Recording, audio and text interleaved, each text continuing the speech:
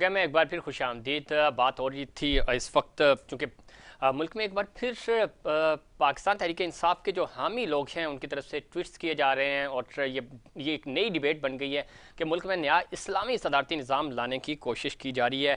کیوں اس کی ضرورت پڑ رہی ہے اور کیا واقعی میں ایسی کوئی خبر ہے بھی یعنی یا یہ کارکردگی سے توجہ ہٹانے کی بات ہو رہی ہے.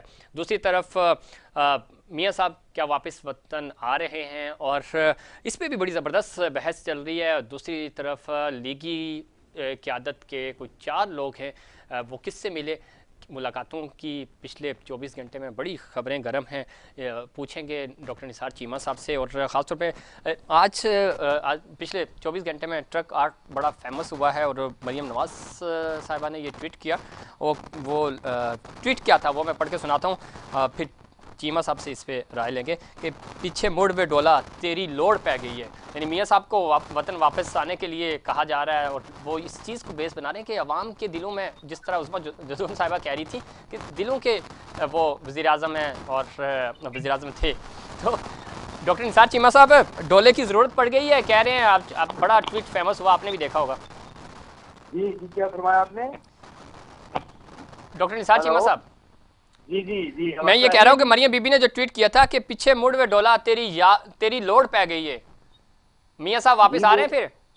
جی بالکل آ رہے ہیں. دیکھیں وہ تو کروڑوں لوگوں کے دلوں میں بستے ہیں اور میں کئی بار یہ گزارش میں نے کی ہے کہ آپ ایک جعلی سے کیسز میں مرض کا کیس کے الزامات میں جعلی سی عدالت کے ذریعے ایک سپریم کورٹ کے ایک شرمناک جج کے حامل جو کردار کے حامل جو ہے جج کے ذریعے اس طرح کے فیصلے کروا کے مقبول لیڈر کو, پاپولر لیڈرشپ کو نہ عوام کے دلوں سے نکال سکتے ہیں نہ عوام سے دور کر سکتے ہیں.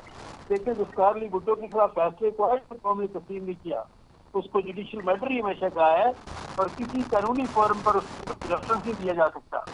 اسی طرح میاں نواز شریف کے خلاف اس طرح کے جعلی کیسز میں اس طرح کی اطلاعی دلوا کے آپ عوام سے ان کو دور نہیں کر سکتے.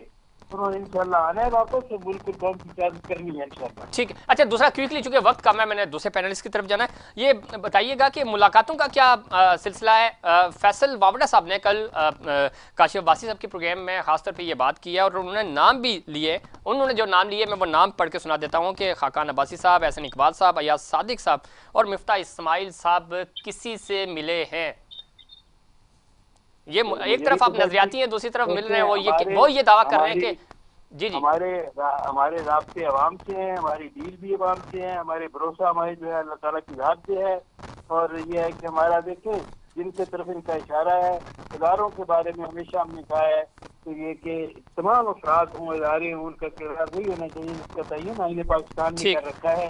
اور مجھے یقین ہے کہ ہمارا یہ قومی اور محبوب ادارہ یعنی مسلح افواج کا ادارہ یہ ہے کہ بالکل آئندہ الیکشن بھی غیر جانبدار ہوگا اور یہ ہے کہ بالکل سب کو لیول پلینگ فیلڈ ملے گا اور انشاءاللہ اس کے نتیجے میں یہ کہ عوام کی رائے کا احترام ہوگا اور پی ٹی آئی جو ہے بالکل اس کو عوام جو ہے نشانی پر بنا کے رکھ دیں گے اور آئندہ حکومت مسلم لیگ نون کی ہوگی. ٹھیک. اچھا ایک اور پوائنٹ ہے, یہ جو صدارتی نظام کی باتیں ہو رہی ہیں, آپ چونکہ بیٹھے ہیں پارلیمنٹ میں, یہ کیا ایک شوشائی ہے یا کچھ ہے اس میں حقیقت؟ بالکل یہ شوشا ہے, اس کی کوئی گنجائش ہے, اس کی کوئی بنیاد ہے. عوام نے موسیقی آئین کے تحت 73 میں طے کر دیا تھا کہ اس ملک میں یہ ایک پارلیمانی نظام ہی جو ہے وہی سب سے بہتر ہے. نوابزادہ صاحب, چیئرمین بلاول بھٹو صاحب یہ کہہ رہے ہیں کہ اگر صدارتی نظام لے کر آئے تو خدا نخواستہ ملک ٹوٹ جائے گا. مطلب اتنا پریشر ہے, یہ جس طرح یہ مجھے بھی میری پرسنل اوپینین یہی ہے جو ہمارے سورس ہے کہ کوئی ایسا نظام لانے کی بات نہیں ہے. جو جہاں سے نظام آنا چاہیے وہاں تو ایٹ لیسٹ یہ فارمولہ نہیں ڈسکس ہو رہا, لیکن یہ حکومتی بینچز پہ اور خاص طور پہ سوشل میڈیا ڈیجیٹل پہ یہ چیزیں ڈسکس ہو رہی ہیں اور اسی کا جواب جو ہے وہ چیئرمین صاحب نے دیا. آپ کیا سمجھتے ہیں؟ دیکھیں یہ قوم آزما چکی ہے 3 بار صدارتی نظام کو اور اسے قوم نے مسترد کیا ہے. یہ پارلیمانی نظام جو ہے ہمیں کسی خرائط جب بھیک میں نہیں ملا. قوم نے 10 سال ایک آمر کے خلاف پوری ایک جنگ لڑی, جدوجہد کی اور اس میں قید و بند کی صورتیں برداشت کی, سڑکوں پر ماریں کھائیں, لوگ شہید ہوئے, پھر جا کے عامر نے گھٹنے ٹیکے اور یہ دیا. اصل مسئلہ یہ ہے کہ یہ توجہ ہٹانا چاہتے ہیں گیس, پٹرول, ڈیزل, مہنگائی اور خاص طور پہ جو یوریا کا بحران ہے اس پر سے توجہ जो ये लोग हटाना चाहते हैं। ठीक।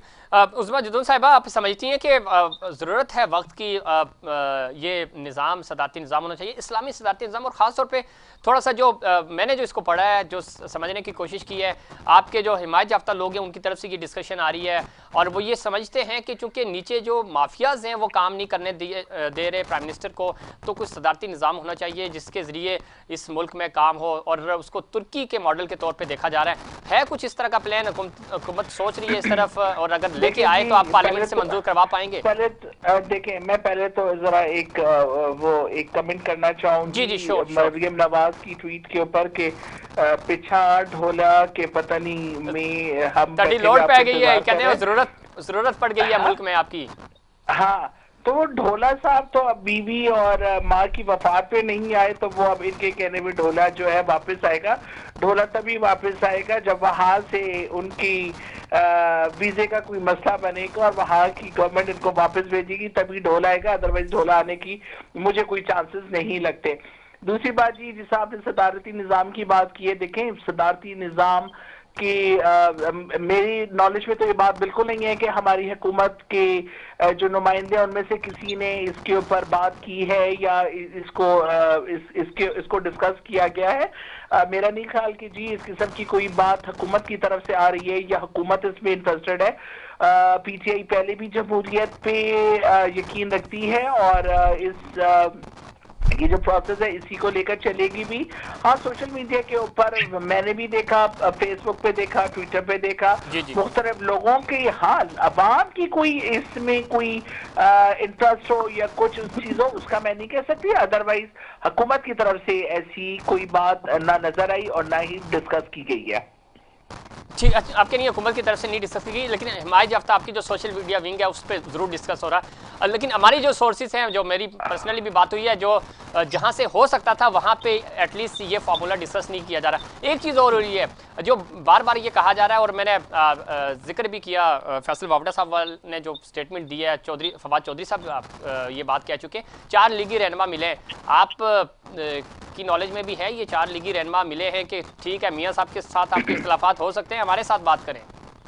देखें, मुझे ये समझ नहीं आती है कि देखें, ये फवाद चौधरी का अपना बयान है, ठीक है, लेकिन मैं समझती हूँ हर इदारे को आईनी हदूद में रह के अपना काम करना चाहिए।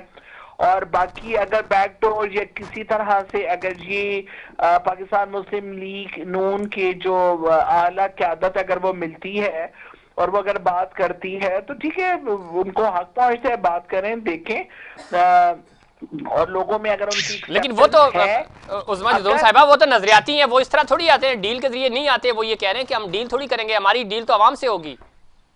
नहीं तो ठीक है ना, आवाम की तरफ आ जाए ना। मैं आपको यही कह रही हूँ, जो ढोला अपनी बीवी जिसके साथ 50-60 साल उसने गुजारे उसमें वो नहीं आया, वो माँ जिसने पैदा किया उसको उस पे वो नहीं आया, तो वो अगर यहाँ पर आएंगे तो कोई डील कील करके ही आएंगे।